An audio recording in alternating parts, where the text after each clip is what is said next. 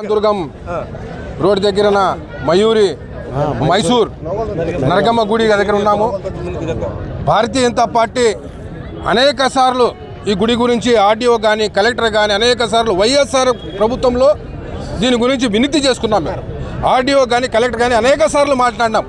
ఈ గుడిని ఒక సర్కిల్ మాదిరి తయారు చేయండి, ఇది ఒక అందంగా తయారు చేయండి.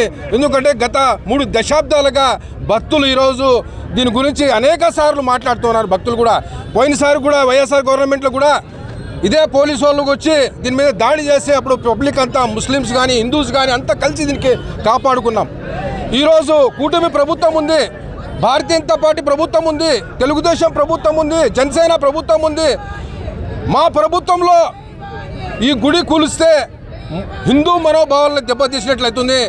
గతంలో కూడా వైఎస్ఆర్ ప్రభుత్వంలో కూడా అనేక రాష్ట్రాల్లో ఈ రాష్ట్రంలో అనేక గుళ్ళు కూల్చిన ఘనత వైఎస్ఆర్ ప్రభుత్వం ఉంది. కానీ ఈరోజు కూటమి ప్రభుత్వం ఉంది కాబట్టి, భారతీయ జనతా పార్టీ ఉంది కాబట్టి, తెలుగుదేశం జనసేన ఉన్నారు కాబట్టి ఖచ్చితంగా ఈ గుడిని కాపాడుకోవాలా. ఈరోజు కోర్టు ఆర్డర్ ఇచ్చింది, దానికి మేము గౌరవిస్తాం.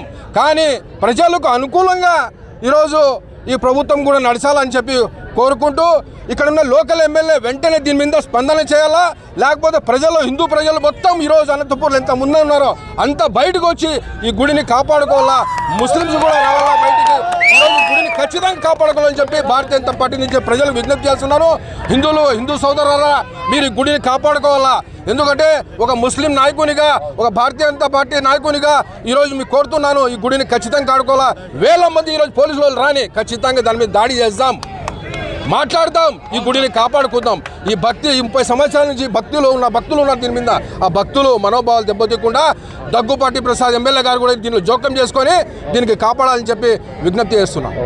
ఈరోజు ఇక్కడ పిల్లగుండ్ల క్వార్టర్సు, ఇట్లా నందమూరి నగరు, ఇక్కడ ద్వారకా నగరు అన్నిటికీ సర్కిల్ అయినటువంటి మైసూర్ నరగమ్మ తల్లి ఎంతోమందిని కాపాడుతూ ఇక్కడ ఎంతోమంది భక్తి విశ్వాసాలతో హిందువులైతేనేమి ముస్లిమ్స్ అయితేనేమి ప్రతి ఒక్కరూ వచ్చిపోయేవారు ప్రతి ఒక్కరు ఇక్కడ దర్శించుకొని ఎంతో అన్యోన్యంగా బతుకుతుంటే ఈ ప్రభుత్వము ఈరోజు కుటుంబ ప్రభుత్వం మాది ఉండుకొని కూడా కూల్చడం అనేది అన్యాయము.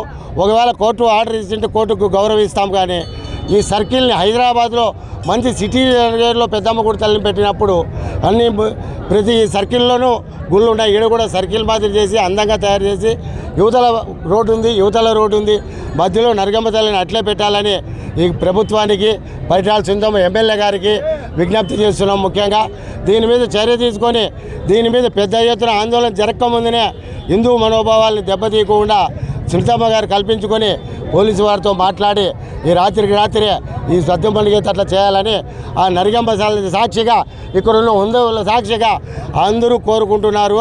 జై హింద్.